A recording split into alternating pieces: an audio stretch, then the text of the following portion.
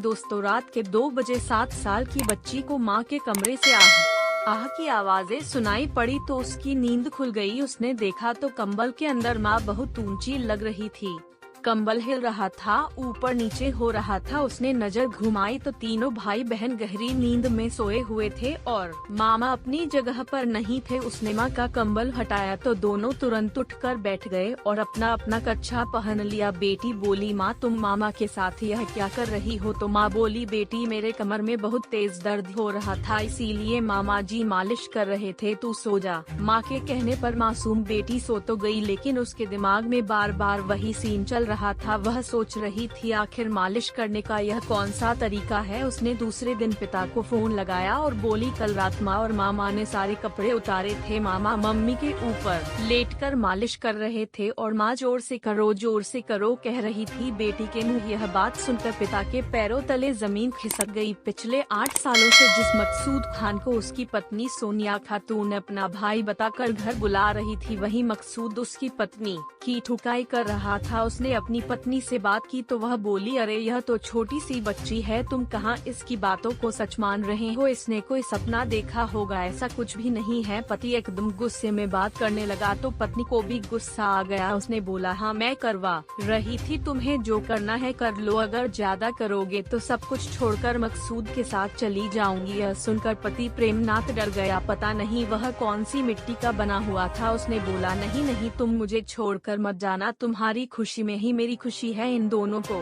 तो पहले से भी किसी का डर नहीं था, अब तो इन्हें हाई कोर्ट से हरी झंडी मिल चुकी थी। पहले यह दोनों थोड़ा बच्चों की शर्म करते थे, अब तो इन्होंने यह भी छोड़ दिया। यह दोनों जवानी का फुल मजा ले रहे थे, इन्हें रोकने टोकने वाला कोई नहीं था। लेकिन कुछ सालों बाद सोनिया खातून अपने 4 बच्चों को इसी किराए के कमरे में छोड़कर अपने आशिक यानी कि मौसेरे भाई मकसूद खान के साथ रफू चक्कर हो गई। अब सबसे बड़ा सवाल यह है कि जब इन दोनों को रोकने वाला कोई नहीं था, यह लोग खुलकर जवानी का मजा लूट रहे थे, तो फिर सोनिया खातून को अपने बच्चों को छोड़कर भागने की क्या आवश्यकता थी? तो चलो इसका भी जवाब जान लेते हैं। तो यह घटना बिहार के पटना शहर के इब्राहिम नगर की है। यहाँ सोनिया खातून अपने 4 बच्चों के साथ किराए के कमरे में रहती थी और उसका पति प्रेमनाथ राजकोट में ड्राइवर की नौकरी करता था। पति काम के सिलसिले में ज्यादातर बाहर ही रहता था, तो सोनिया खातून ने अपनी हवस बुझाने के लिए अपने मौसेरे भाई मकसूद खान को ठुकाई ऑपरेटर के तौर पर नियुक्त कर रखा था। रात को बेटी ने इन दोनों को संभोग करते हुए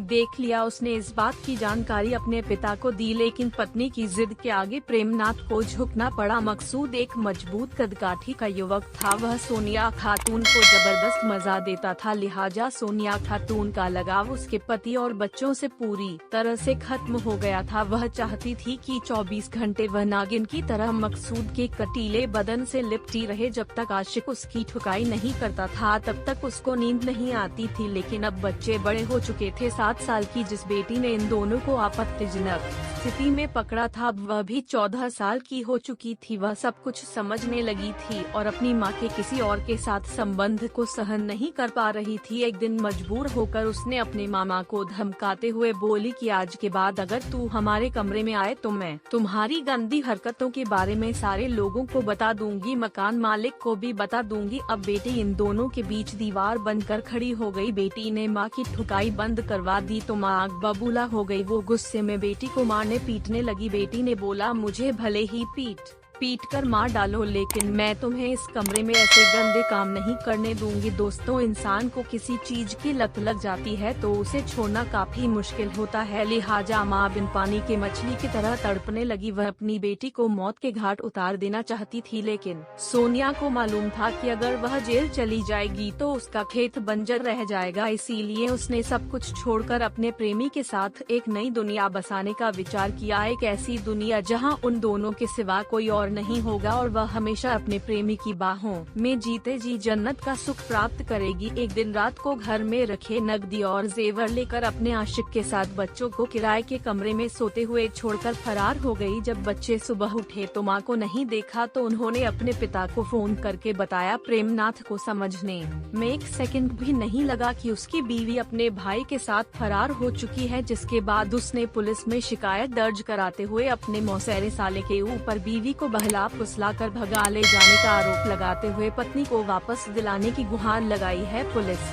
फिलहाल इस मामले में जांच कर रही है महिला और उसके प्रेमी की तलाश कर रही है, लेकिन सोचने वाली बात यह है कि प्रेमनाथ आखिर कैसा पति है जो पत्नी के इतने बड़े कारनामे देखकर भी उसको वापस रखना चाहता है। दोस्तों, कहते हैं दुनिया में माँ की ममता से बढ़कर कुछ नहीं होता है, उसका प्यार हमेशा अपने बच्चों के प्रति निस्वार्थ होता है। लेकिन इस कहानी को सुनने के बाद ऐसा लग रहा है जैसे कि अब यह सारी बातें किताबों तक ही सीमित रह गई है। दोस्तों, उम्मीद करती हूँ चढ़ती जवानी और हवस की एक कहानी आप अच्छी तरह से समझ गए होंगे, और यह भी उम्मीद करती हूँ कि आप में से ना तो कोई मकसूद खान बनकर किसी की बीवी का गेम बजाकर उसका घर बर्बाद करेगा, और ना ही कोई महिला सोनिया खातून बनकर माँ की ममता को हवस के भेंट चढ़ाएगी, क्योंकि जब जवानी ढल जाएगी, खेत सूख जाएगा, तो किसी सोनी को ठोकने वाला कोई मकसूद नहीं मिलेगा। उस समय सिर्फ और सिर्फ आपका परिवार ही आपकी तकलीफ को समझेगा।